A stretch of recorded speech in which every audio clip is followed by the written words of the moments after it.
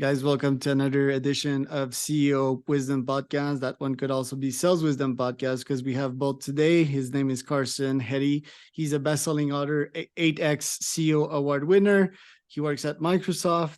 He is in the Sales Hall of Fame, podcast host, and a bunch of other things, which we're going to talk about today. We're going to talk Microsoft career, leadership, management, and everything in between. Carson, welcome to the pod. Tell us a bit more about yourself. Charles, thanks for having me. Really appreciate the opportunity. Very passionate about sales and leadership. I like to just consider myself a lifelong student of selling. I've been in sales for my entire career. I worked for some large companies like AT&T and Microsoft, and I've worked for some smaller organizations in between. So I became known several years ago as a top social seller within Microsoft, which those skills came in handy when the pandemic hit and everything went virtual and digital for some time. So I've been very fortunate in my career, worked around some very brilliant people. I've written a few books and co-host and host some podcasts and shows. I say yes to a lot of opportunities, and it's led me into some amazing places. So really excited to talk about sales and leadership with you today. Let's talk first about the yes theory of things. What do you say to people that say no to a lot of things? Because we've seen that movement come up recently, like, oh, say no to much more things, a la Tim Ferriss kind of, vs the Jim Carrey yes theory. What do you have to say about that? Yeah, it's hard. It's hard to be judicious in that area because I think a lot of times, and I have conversations with folks all the time too about being what I like to call ruthlessly disciplined with your schedule. This is a term I picked up from somebody that I interviewed on one of my shows earlier in the year, and it's a great term because as you do that, sometimes you do have to say no to certain things, and I think you have to really weigh where does this take me? Is this an area where I think I can use my passions and my unique superpowers in an impactful way to bring value to others. Because don't get me wrong, I've got a family, I've got a day job, and I've got a lot of things that are super important and high priorities. But amidst that, I try to integrate in things that are going to give me the chance to learn and to grow and to contribute. And I think if you can find things that hit those three, say yes to those things. I think there's a great Richard Branson quote that really was circled around, if you get asked to do something and you're not 100% sure how you would do it, say yes, and then figure it out. And I try to apply that in my daily life. Interesting. You've interviewed a bunch of sales folks on your podcast. What lessons did you learn from talking to so many salespeople? Oh my goodness. So many great nuggets that have come out of that. A lot of it has been really around having discipline around scheduling, like we just talked about, controlling what you can control, daily non-negotiables, the things that make us super impactful and effective, being very mindful and, not living too much in the past, taking learnings, but not dwelling in the past and not having so much anxiety about the future, but, really landing the step that's right in front of you. And really relationship driven work, how important relationships and building community around what you do and what you're passionate about. That's what adds value for everybody that you touch. That's been a lot of the nuggets that have come out of the shows that I've been really fortunate to be on. A lot of the topics that we talk about are leadership, culture, and then just day-to-day sales acumen, things that make us all better. I'm currently finishing up a book called Verizon Untethered or something like that. It's basically the Verizon story. It's pretty good. What lessons or insights do you have to share with us from your time there? It's really interesting. In a lot of my early days in telecommunications, between working at AT&T, also working with Verizon and others. And, I think what I really learned there was the structure, how important it was to build consensus, how important it was there to, to really realize that you don't need to be, nor do you want to be the smartest person in the room. When you work for big companies and work with big companies, there's a lot of processes, and they exist for a reason. There's so many different business units, and so that's why it's all the more important to really know your place, know your mission, be able to articulate what your customer is trying to achieve, but also make sure that you are effectively working with these other lines of business. And I'd say that is a lesson not only that I that I learned there, but also at AT&T and Microsoft. Tell us a bit more about Microsoft. To me, it feels that Microsoft got revived back to life with the OpenAI investment. I'm using Bing AI slash Bing Chat, and it seems like it's quite inferior to the normal version of ChatGPT. It's kind of a more resistant version that tells me, okay, let's stop the discussion now, which is interesting in itself. But how's been your experience there since almost a decade, which is really impressive? And are you feeling that the organization is getting a new breath of fresh air nowadays with the OpenAI investment? Yeah, I think that's an astute observation. I think there's a lot more to come. Obviously these solutions are continuing to evolve. Where can we leverage GPT-4 and AI within a lot of these solutions across the board, right? So you're going to continue to see it baked into the things that we leverage from an office and a search perspective, all the way to our business applications. How it's being more predictive and proactive and enabling us to automate tasks within cloud infrastructure, et cetera. So it's amazing because I've been here 9 years, as you pointed out. And I joined literally the week after Satya Nadella became CEO. And so as you can you watch over the course of that span of time, not only has the stock price done quite well. It was $19 a share when I started. Now it's over 300. But there's been a lot of very intelligent moves made, acquisitions, investments. And I think you continue to see those things evolve. I think what I find most amazing, Charles, and all that is when you look at where we are from like a Gartner and Forrester report, you look at security, you look at data and analytics, you look at cloud computing, you look at productivity, all of these things that organizations have as top of mind. We have continued to move in the right direction. We've learned a lot. We continue to evolve.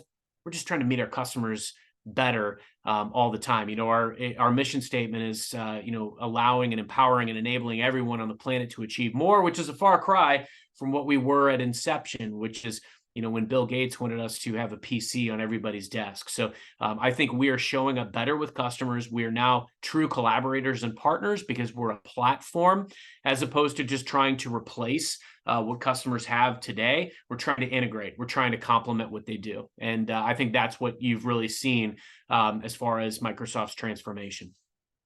You're selling to life sciences and health sciences at Microsoft. Tell us why you decided to go after that niche, and tell us precisely who you're targeting and how are you so successful targeting these folks and selling them the Microsoft stack.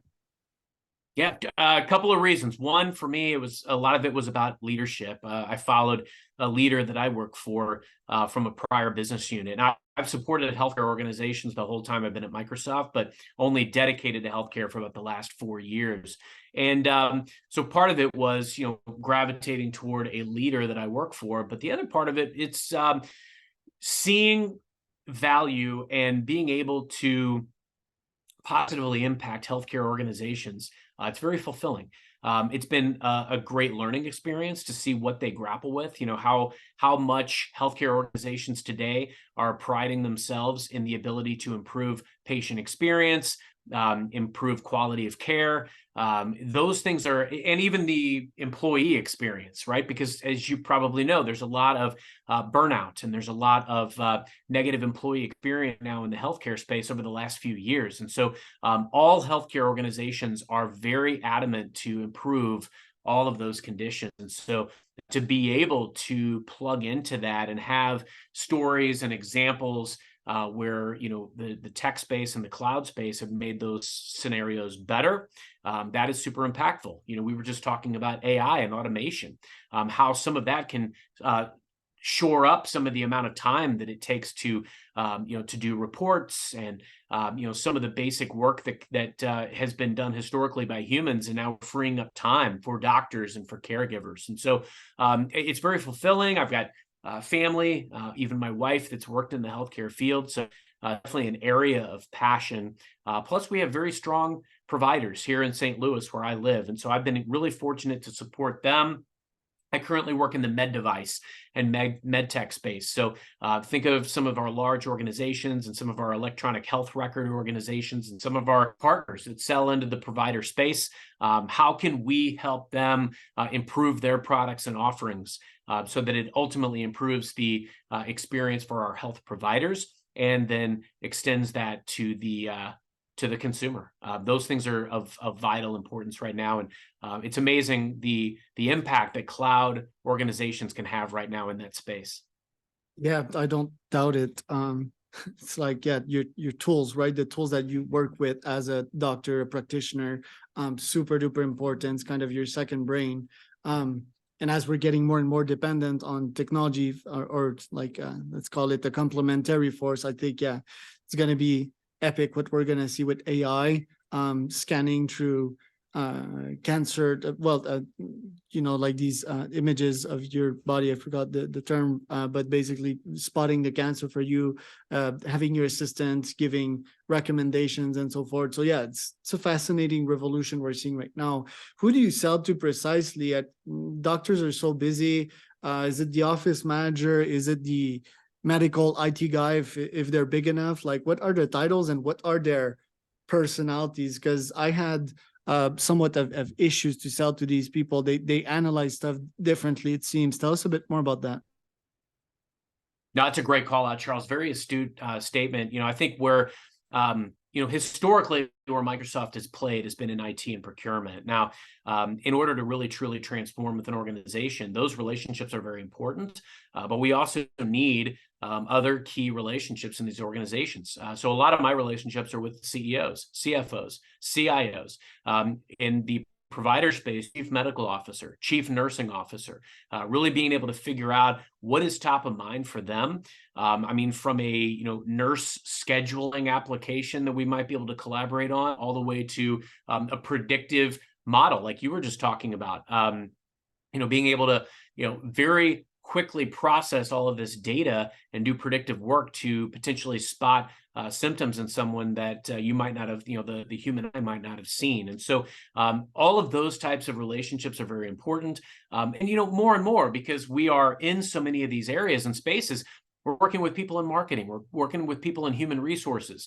We're working with people in learning and development because, our suite of services has expanded. So, we now have Microsoft Viva, which is, gives insights into working. It gives learning capabilities and, a place to have a repository for your training, all within Microsoft Teams and Viva. And so a lot of our relationships have expanded. And that's actually how I became known for social selling several years ago, because I kept hearing from our leaders. Remember, I have zero tech background. What I'm good at is building a community around what we do and going out and creating relationships and nurturing relationships. I'm very responsive and I'm very communicative. And I've doubled down on building that foundation of transparency and trust with our customers. So I kept hearing from our leadership years ago, hey, we're so beholden to these IT and procurement relationships. We've got to get into these other lines of business. And I just asked myself, well, where are these folks? A lot of them are on LinkedIn. And so I created a mechanism by which I could use LinkedIn to go out and create these conversations, get meetings that I wasn't able to get otherwise, and also create newsletters and webinars for our teams, for our partners. And it worked. So I've developed, hundreds of millions of dollars worth of deals as a direct result of creating first connection point on LinkedIn with these other lines of business that are outside of IT and procurement. Pretty impressive. I can imagine the commission on that. So congrats on the success. How do you think AI and salespeople are going to play together? Do you think we're eventually going to be replaced? Do you think we're going to be first, last? Any thoughts on AI and sales? Yeah, that's a really important question, Charles. Replaced? No. The great sellers will never be replaced because of the value of face-to-face.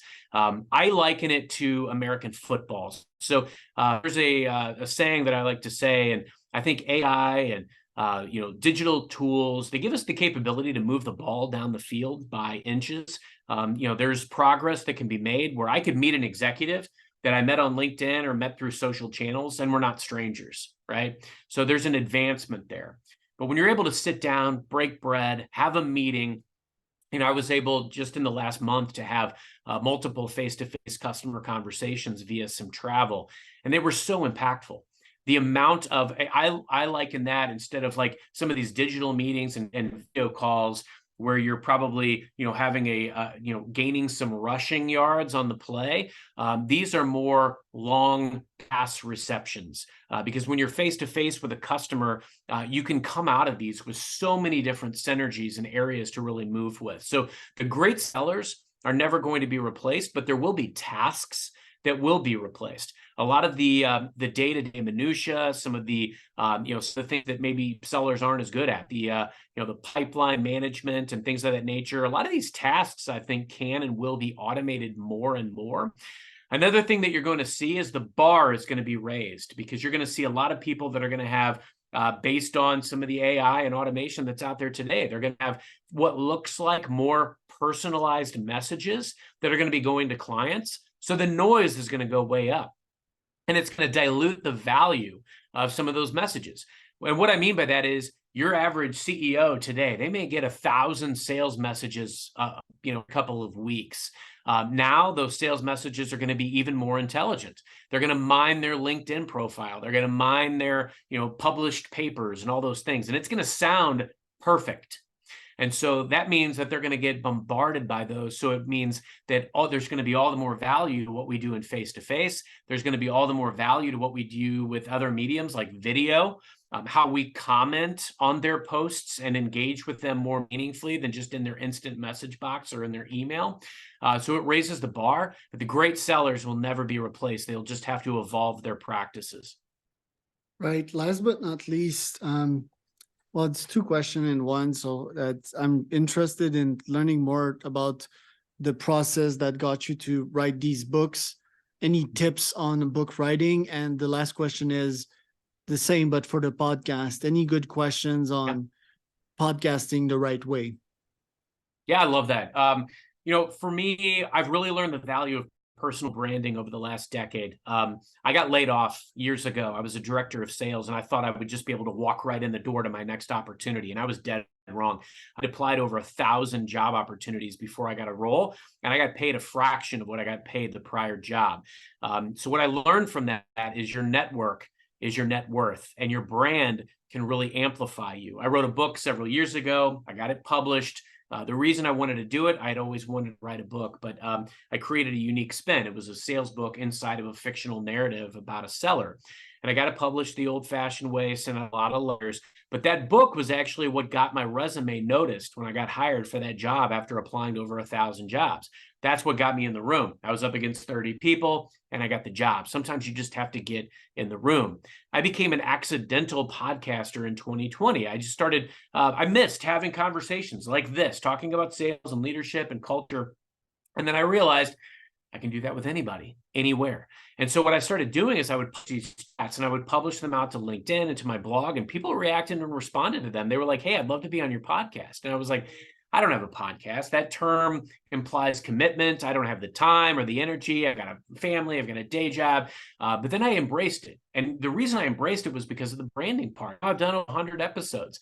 And you know what happened as a result of that, Charles, was I started doing episodes where I'm interviewing customer executives. And we're talking about culture and leadership, and we're talking about what matters to them.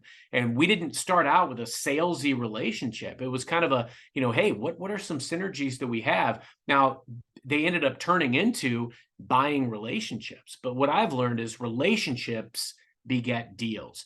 And so what I've found is that doing the books, doing the podcast, it has enhanced my personal brand, which has transformed where I've been able to go in my career. But it's also transformed the type of value that I can deliver to a customer. And that's what it's all about. Love it. Well, thank you so much, Carson. Where can people find out more about you? Yeah, thank you, Charles. LinkedIn. I've got a blog at carsonvheady.com. I'm also out on Twitter. And I've got 4 books that are all available through Barnes & Noble and Amazon. So, and I encourage people to connect. I love connecting with sellers and leaders globally. I learned so much from them, and very fortunate to be a part of the selling ecosystem.